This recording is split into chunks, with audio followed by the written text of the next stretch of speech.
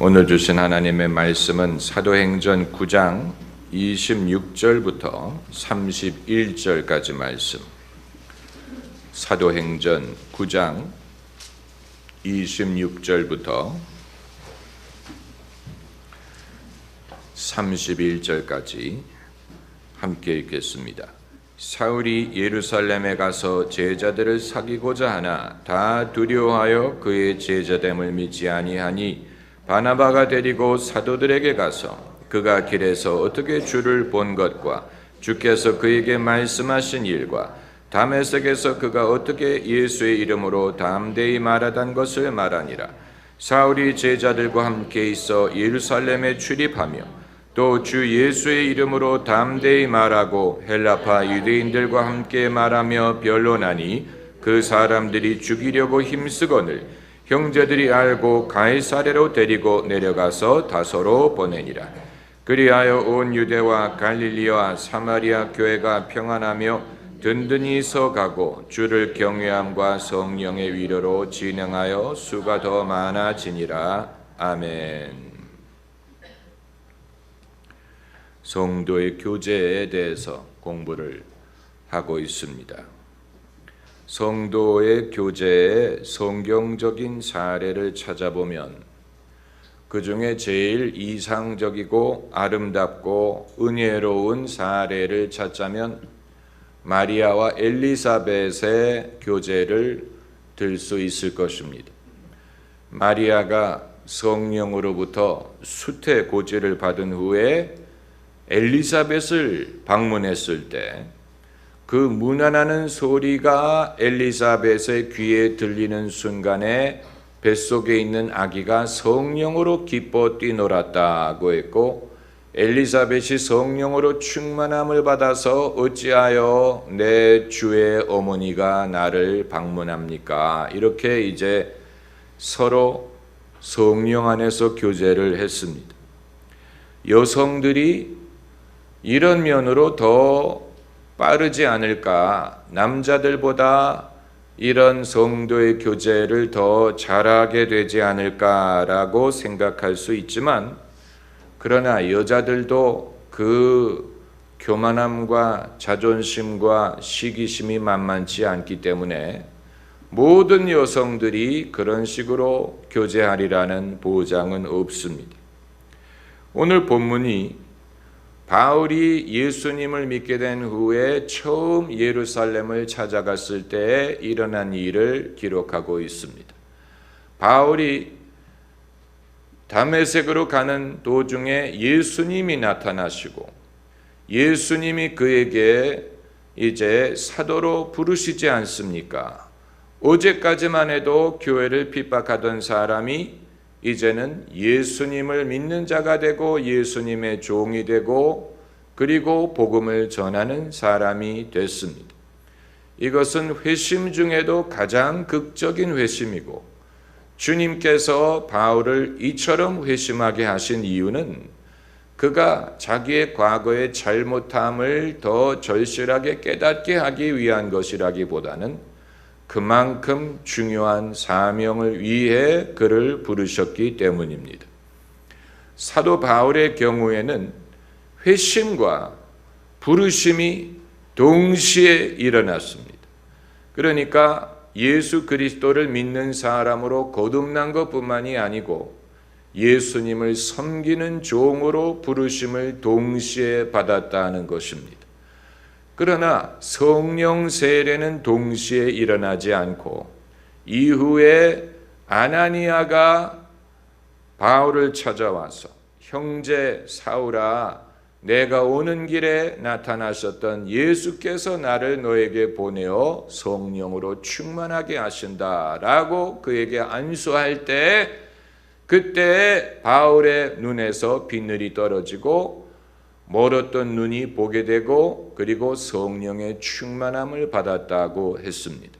제가 이것을 말씀드리는 이유는 사람이 성령으로 거듭나는 일과 성령으로 세례를 받는 일과 또 주의 종으로 부름을 받는 이 모든 일들이 사람에 따라서 어떤 사람에게는 점진적으로 하나씩 이루어질 수도 있고 어떤 사람에게는 한꺼번에 이루어질 수도 있고 이것이 반드시 이런 식으로 이루어져야 된다, 저런 식으로 이루어져야 된다라고 말할 수 없다는 것을 말씀드리는 것입니다. 제가 자주 언급하는 고넬료의 식구들은 예수님의 복음을 듣는 순간에 성령이 임해서 방언도 하고 예언도 했다는 것을 보면 그들에게는 성령으로 거듭나는 일과 성령 세례받는 일이 동시에 일어났습니다. 성령으로 회심하는 것과 성령 충만받는 것을 구별할 수 없을 정도로 동시에 이루어졌지만, 그러나 에베소의 제자라고 불리는 사람들은 그 사람들은 먼저 세례를 받았었고 그리고 그 다음에 예수님을 믿게 되었고 그리고 그 다음에 성령 세례를 받았으니, 그러니까 사람마다 이런 일들이 일어나는 순서와 방법은 같지 않다는 것을 보여줍니다. 사도 바울의 경우에도 아주 극적으로 회심했죠. 다른 사람들은 주님이 당신이 쓰는 종을 보내서 복음을 듣게 하셨지만 바울은 주님이 직접 나타나셔서 당신을 계시했으니까 이것은 아주 특별한 경우입니다. 사도 바울을 사도라고 부를 수 있는 이유는 부활하신 예수님을 목격했기 때문입니다.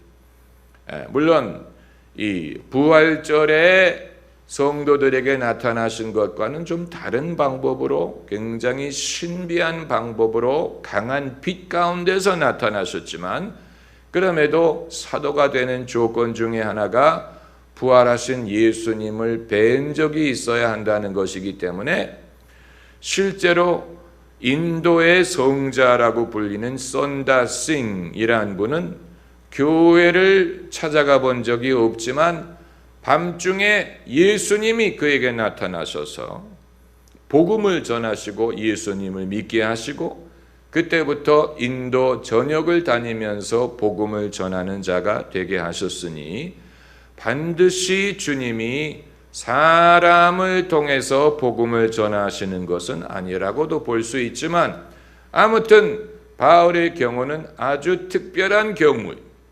바울에게 일어난 사례를 모든 사람에게 적용할 수 없습니다.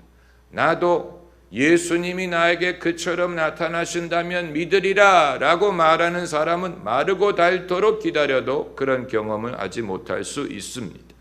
주님이 얼마든지 다른 많은 방법으로 복음을 전하게 하시고 듣게 하시고 들을 기회를 주시고 믿을 기회를 마련을 해 놓으셨는데 그 모든 것을 다 거부하고 그 모든 것을 다 마다하고 주님이 특별히 나를 위해 나타나시지 않으면 믿지 않겠다라고 말하는 것은, 그것은 누가 이미 밥상을 다 차려놨는데 내가 숟가락과 젓가락을 들고 먹기만 하면 되는데, 아니야, 나는 집사람이 내 입에 떠넣어 주기 전에는 안 먹을 거야. 그건 마르고 닳도록 기다려다가 굶어 죽을 수 있는 일이죠. 이미 밥상을 차려놨는데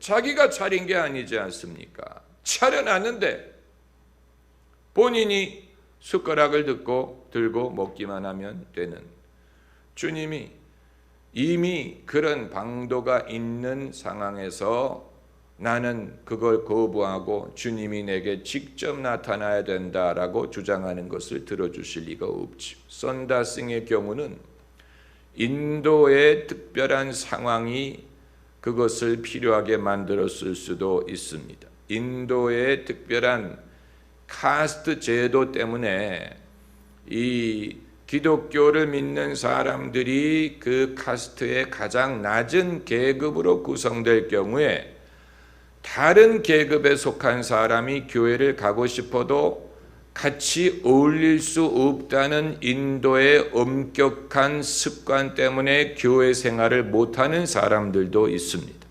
예수님을 믿지만 교회 생활을 주변에 있는 모든 교회가 낮은 카스트로 구성이 되어 있는 경우에 인도인에게는 그것이 상당한 문제가 되고, 아마 썬다싱의 경우에도 교인들과 어울리기가 어려운 어떤 그런 그 상황 때문에 주님이 특별히 직접 나타나셔서 예수님을 믿게 하셨는지도 모르는 것입니다만, 아무튼 사도 바울은 그렇게 해서 예수님을 믿게 되고, 그 빛이 너무 강했기 때문에 눈이 멀었다고 했어요.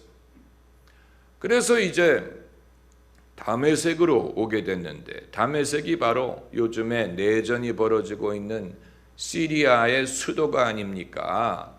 시리아가 지금은 무슬람 국가이지만 바울이 시리아로 가는 도중에 회심을 하고 아나니아가 다메섹에 있던 제자였다는 것을 감안하면 중동의 기독교적인 전통이 다른 어떤 전통보다도 우선한다는 것을 알 수가 있지. 아나니아가 주님의 지시를 받고 바울을 찾아왔어요. 그래서 그에게 안수를 했더니 눈이 열리고 성령 충만을 받았다고 했습니다.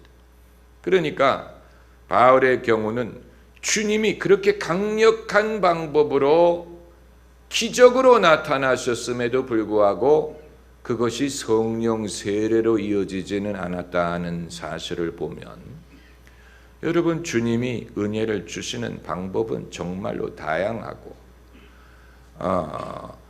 예수께서 하시는 일과 성령이 하시는 일을 주님은 명백하게 구별하시기를 원하시는지도 모릅니다.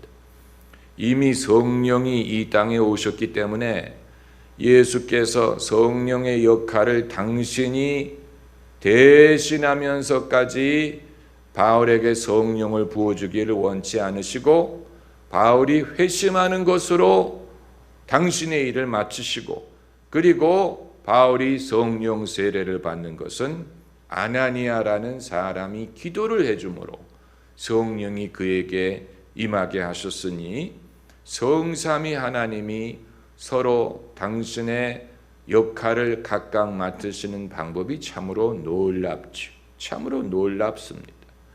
예수께서 부활하신 후에 제자들에게 성령 충만을 받으라고 말씀을 하셨지만, 그때의 그 자리에서 성령을 베풀지 않았다는 사실을 기억하셔야 됩니다. 예수님, 부활하신 예수님이 눈앞에 있어. 그의 손에 못자국을 볼 수 있고, 예수님, 얼마나 놀라운 일입니까?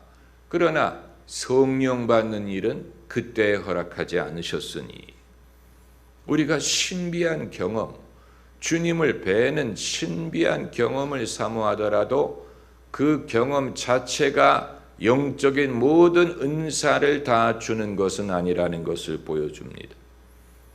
성령은 언제 주셨느냐? 당신이 승천하고 나서 제자들이 주님의 말씀대로 예루살렘을 떠나지 않고 간절히 기도할 때 일주일 후에 성령 강림절, 일주일 후에 성령이 그들에게 임하셔서 방언도 하고 은사를 받고, 그리고 오순절에 이 교회가 시작하지 않습니까? 놀라운 일이 아닐 수 없지요.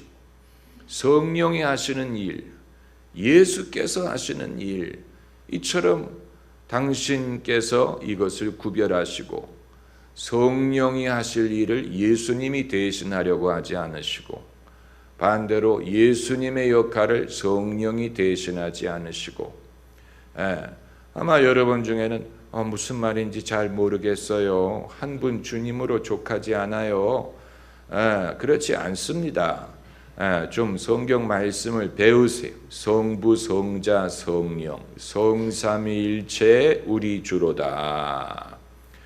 하나님 아버지께서는 성자 예수님을 보내셨고, 예수께서는 성령을 우리에게 약속하셨지요. 성령은 우리가 예수님을 믿도록 도우시고, 그리고 예수님은 우리를 하나님 아버지께로 나아갈 수 있게 하십니다. 우리가 예배 드릴 때는 하나님 아버지께 예배를 드리고 기도할 때에도 하나님 아버지께 합니다. 이렇게 기도하라. 하늘에 계신 우리 아버지요, 하나님 아버지께 기도하라고 하셨죠.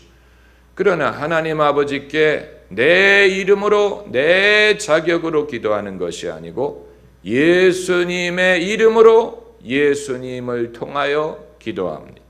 예수님이 우리가 하나님 아버지께 기도하고 예배할 수 있는 길이 되신, 나는 길이요 진리요 생명이요 나로 말미암지 않고는 아버지께로 올 자가 없느니라. 하나님 아버지를 예배하는 길, 하나님 아버지께 나아가는 길이 예수님이에요.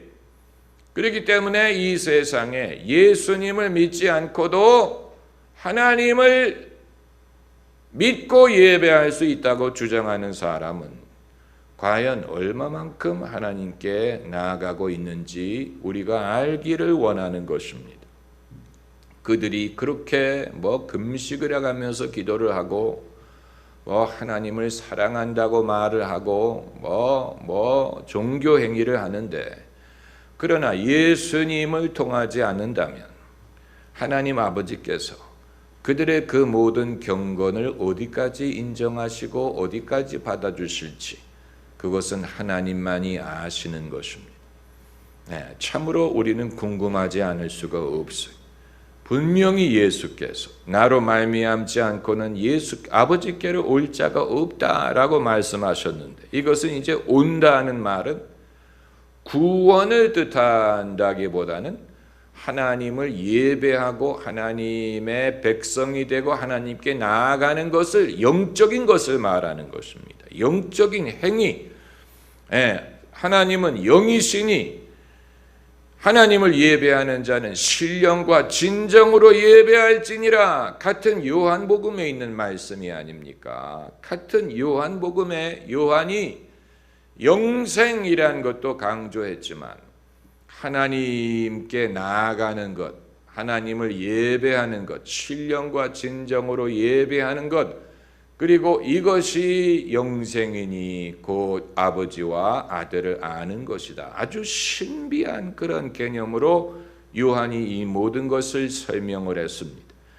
우리가 영생을 얻고 구원을 얻더라도 하나님 아버지께 나아가지 않고 예배하지 않는다면 그건 별로 의미가 없는 것이지요. 그렇지 않습니까?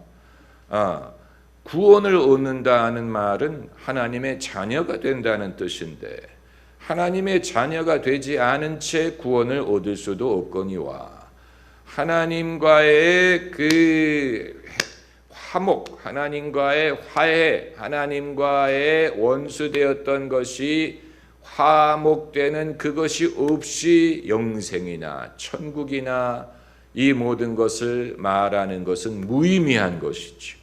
무의미한 것입니다. 하나님이 없는 곳이 지옥이에요. 하나님이 계신 곳이 천국이지요. 하나님이 계신 곳이 낙원이지요. 하나님이 계신 곳에 우리가 있는 것이 영생을 얻는 것이지요. 제가 말씀드리는 것은 이런 영생이나 구원이나 천국을 하나님을 배제하고 생각할 수 없다는 말씀을 드리는 것입니다. 그렇기 때문에 하나님 아버지를 모르는 사람은 천국에 갈 수 있느냐, 천국에 가도 그 주인을 모른다면 거기서 꽂아놓은 보릿짝과 같을 수밖에 없지 않겠어요? 남의 집에 갔는데 그 주인을 몰라. 그렇다면 나는 어디까지나 손님이고 여행자고, 마치 뭐와 같으냐면 예배당에 들어가기는 들어갔는데 예배하러 들어간 게 아니고 구경하러 들어간 여행자와 같은 입장이 될 것입니다. 성도의 교제의 성경적 사례. 사도 바울이 그런 모든 것을 거쳐가지고 이제 얼마나 신이 났겠어요. 신이 나죠. 대학교에 합격한 사람들은 요즘에 합격생들을 위해서 페이스북 페이지를 마련합니다. 그건 합격한 학생들만이 회원이 될 수 있는 페이스북.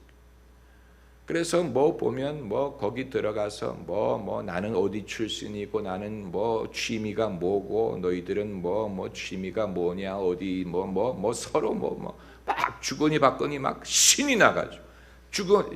나가지고 그렇게 교류하는데, 실제로 계약을 하면 그 페이스북에서 만난 사람들이 얼마만큼 친구 관계가 이어질지는 참으로 궁금합니다.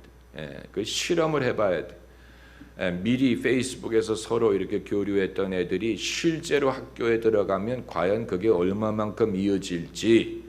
이제 바울이 그와 같은 거예요. 이제 예수 믿는 사람이 되고 사도로 부름을 받았으니 신이 나서 예루살렘에 가서 어떻게 하려고 했습니까?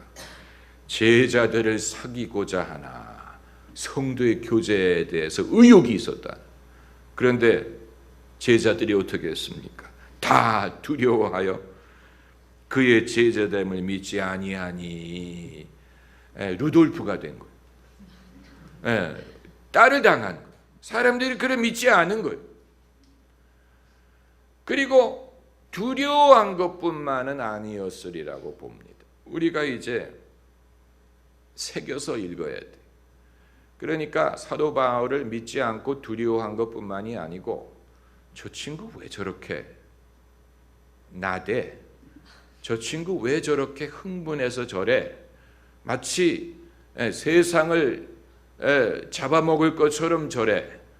그러니까 사람들이 마음속으로 저마다 못마땅하게 생각을 한다든가, 굴러온 돌이 박힌 돌을 빼내려고 저러나, 우리는 이미 오래전부터 예수님을 알고 믿었고 예수님이 친히 사도로 삼으셨는데, 저 알지도 못했던 저 사람이 와서 자기도 사도라고 주장을 하니까, 여러분 그 성경이 말하고 있지 않지만 왜 바울은 그들을 사귀려고 했는데 그들이 허락하지 않았을지 짐작이 되지요. 성도의 교제가 당연하게 이루어질 것 같지만 당연하지 않아요.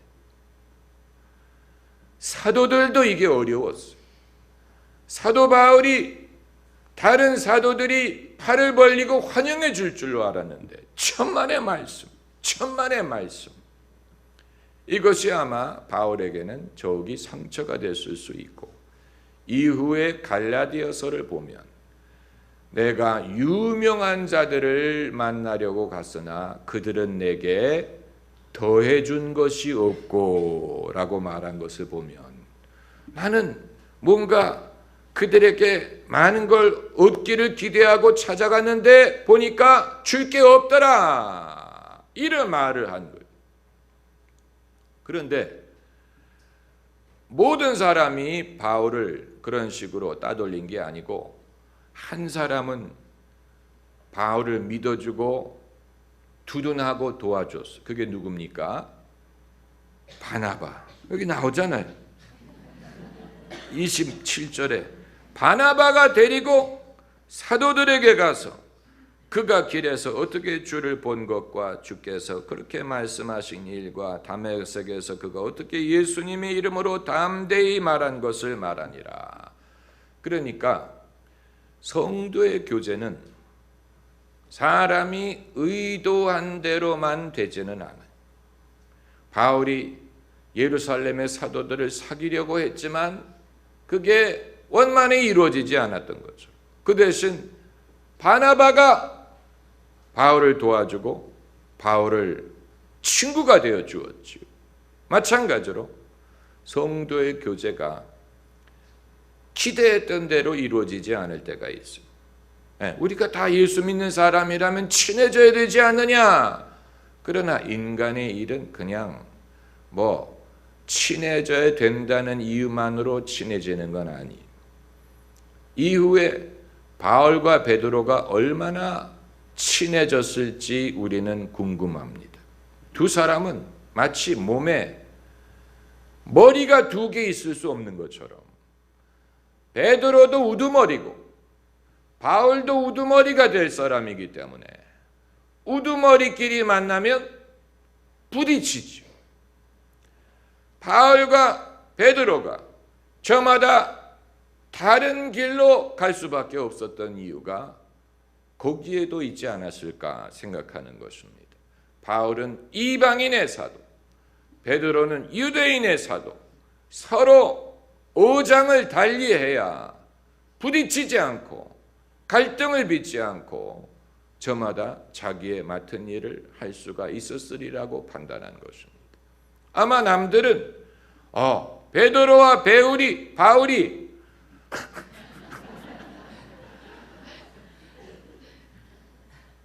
언어를 기억으로 구사하는 게 아니고 사운드로 구사를 하게 되면 그렇게 됩니다. 베드로와 베울.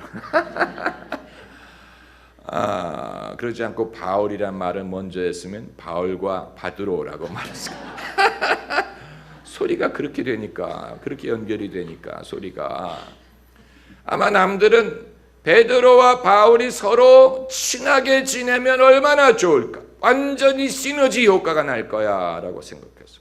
두 사람이 완전히 시너지 효과, 막강한 콤비가 될 거야. 그런데 시너지가 생기지 않습니다. 왜 시너지가 안 생기는지 아세요? 서로 은사가 같으면 시너지 효과가 안 나요. 충돌해. 그럼 어떤 사람이 시너지 효과를 내느냐?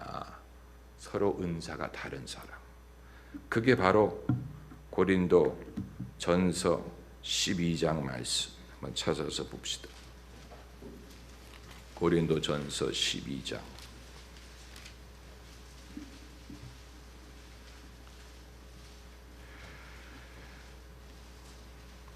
24절부터 보면 우리의 아름다운 지체는 요구할 것이 없으니 오직 하나님이 몸을 고르게 하여 부족한 지체에게 존귀를 더하사 몸을 고르게 했다는 말은 하나님이 평등하게 대하셨다는 말이에요. 각자 지체를 평등하게 대하셔서 부족한 지체에게 존귀를 더하사 몸 가운데서 분쟁이 없고 오직 여러 지체가 서로 같이하여 돌아보게 하셨으니, 이 말은 분쟁이라는 말이 나와. 분쟁.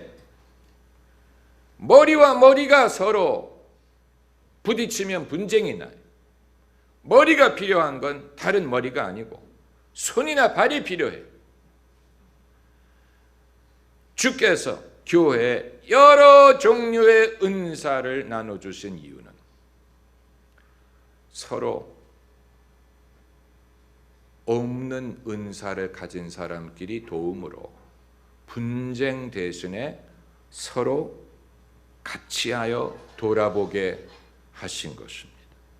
그러므로 성도의 교제가 원활하게 이루어지는 경우는 바나바가 바울을 돕고 이 두 사람이 콤비를 이루었던 것처럼 바나바는 바울과 같은 그런 야망이 있는 사람이 아니, 바울은 상당히 겸손한 사람이고 좋은 사람이에요. 바나바가 있었기 때문에 바울이 바울 될 수 있었던 거예요.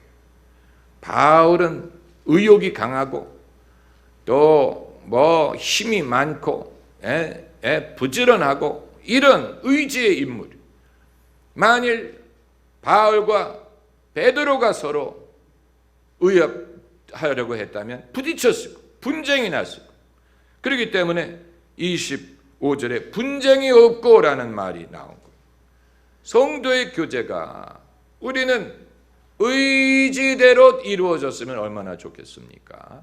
그러나 어떤 경우에는 서로 은사가 같은 사람, 서로 생각이 서로 강한 사람끼리는 분쟁이 일어났죠.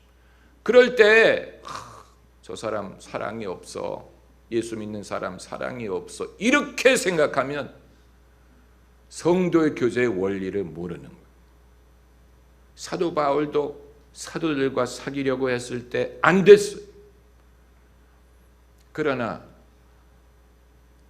하나님께서 필요한 사람과 맺어 주십니다. 그래서 서로를 도울 수 있게 하십니다. 서로 돌아보게 하십니다. 바나바가 있어서 바울을 돌아보게 하신 것처럼 여러분, 이것이 하나님이 맺어지게 하시는 성도의 교제예요. 성도의 교제. 그렇기 때문에 성도의 교제가 이론대로만 내 원하는 대로 이루어지지 않는다고 낙심할 필요가 없고, 하나님께서 필요한 사람과 교제하게 하심으로 하나님의 뜻이 이루어지게 하십니다. 할렐루야. 기도하십시다.